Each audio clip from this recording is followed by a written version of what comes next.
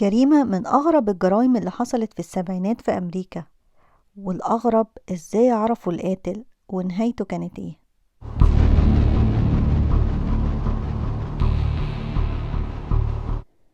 في يوم 21 فبراير سنة 1977 وفي حي هادي في شيكاغو، صحي واحد من السكان الصبح ولاحظ إن في دخان طالع من واحدة من الشقق في المبنى اللي في وشه، وبلغ البوليس والطوارئ.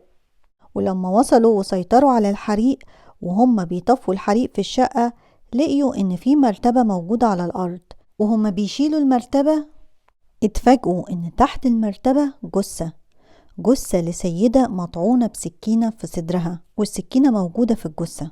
والقتيلة كانت صاحبة الشقة تيريسيتا باسا، عندها 48 سنة، فلبينية، وهاجرت من الفلبين للولايات المتحدة الأمريكية وهي في أوائل الثلاثينات.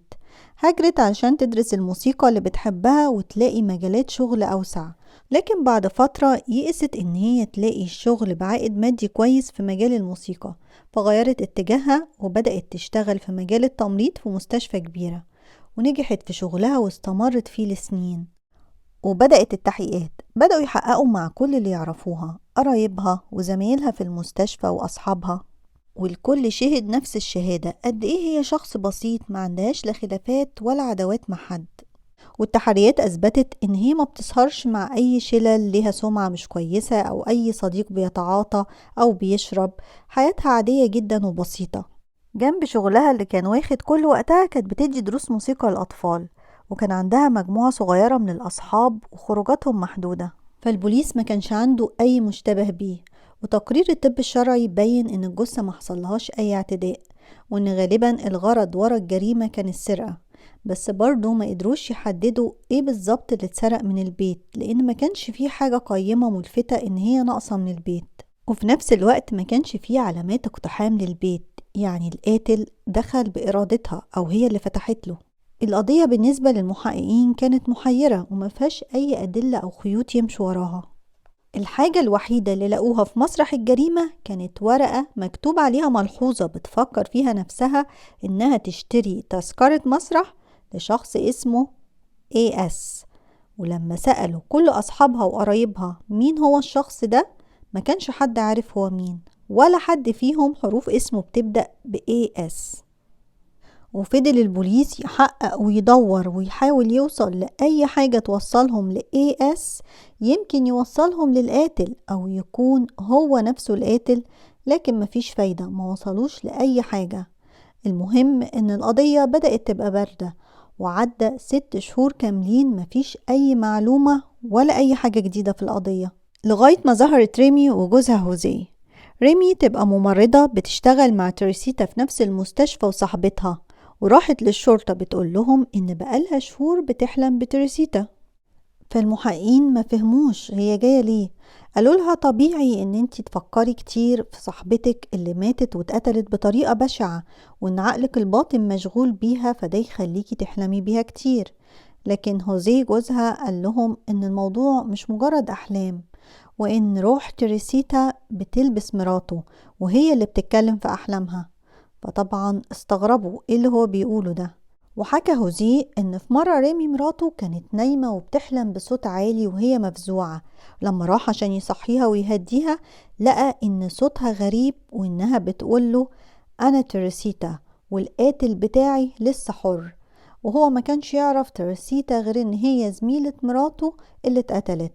ولقاها بتقوله ما تخافش، انا مش عايزة غير انك تساعدني ان اللي قتلني يتقبض عليه.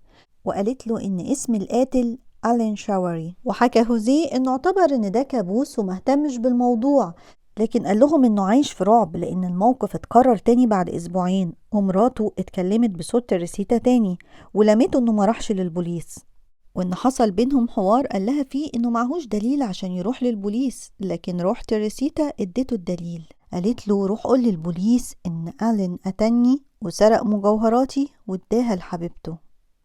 المحققين طبعا كانوا مستغربين ومش مصدقين القصص اللي بتتقال، وكان كل ردهم عليه ان هم مش مهتمين بقصص الارواح والاشباح، وان هم عايزين ادلة ومعلومات حقيقية، وسابوه يمشي.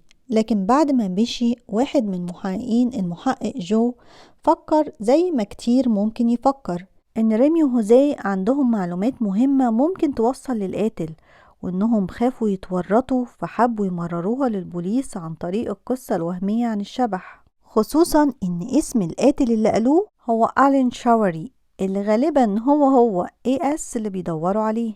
الحروف اللي كانت مكتوبة على الورقة الوحيدة اللي لقوها في مسرح الجريمة، وبدأوا يعملوا تحرياتهم عن ألين اللي لقوا إن كان في بلاغ متقدم ضده من سنين بسرقة واعتداء. والاكتشاف الأهم في التحريات إن ألين بيشتغل فني كهربائي في نفس المستشفى اللي بتشتغل فيها تيريسيتا. المحقق جو بدأ يسأل كل أصحابها إن كان في أي صداقة أو علاقة بينها وبين ألين. كلهم قالوا لأ، مفيش أي تعامل بينهم، لكن 2 من اللي بيشتغلوا معاه في المستشفى قالوا إن هي حكت لهم إن التلفزيون عندها عطلان، وإنها اتفقت مع ألين لأن دي شغلته وبيفهم في الكهرباء إنه يجي يصلحه لها. البوليس راح على بيت ألين وبدأوا يحققوا معاه ويسألوه على تيريسيتا.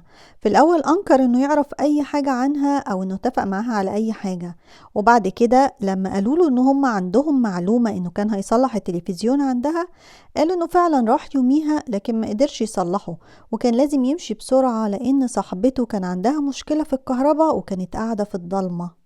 ولما حققوا مع صاحبته لقوا إن ما عندهاش أي فكرة عن اللي هو بيقوله، ولا كان عندها مشكلة في الكهرباء ولا كلمته عشان يصلحها. المحققين لاحظوا إن هي لابسة كمية كبيرة من المجوهرات، ولما تأكدوا إن هي ما عندهاش أي فكرة ومش متورطة معاه، صرحوها إن هم شاكين فيه وسألوها إذا كان أي حاجة من المجوهرات اللي هي لابساها هو قدمها لها هدية في فترة قريبة. فقالت لهم أيوة، في شهر فبراير قدم لي قطعتين من المجوهرات هدية، وقتها اعتذر لها إنه ما جابلهاش هدية في أعياد الكريسماس.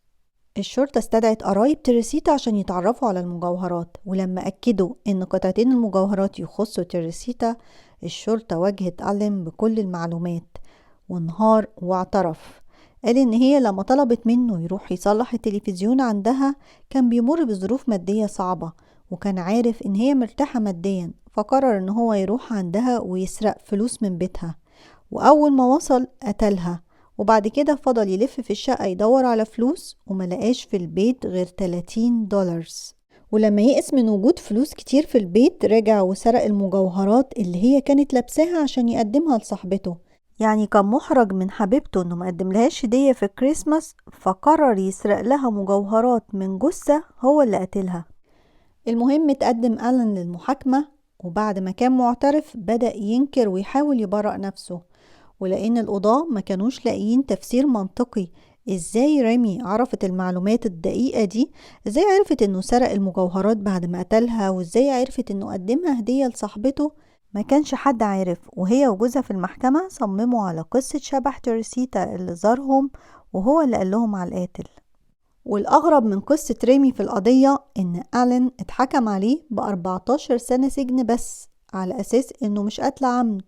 والأغرب من كده إنه أفرجوا عنه بعد 4 سنين سجن بحسن سير وسلوك. يعني بعد ما قتل إنسانة وكان السبب في حرمانها من الحياة قضى 4 سنين بس في السجن، وخرج وعايش حر بين الناس.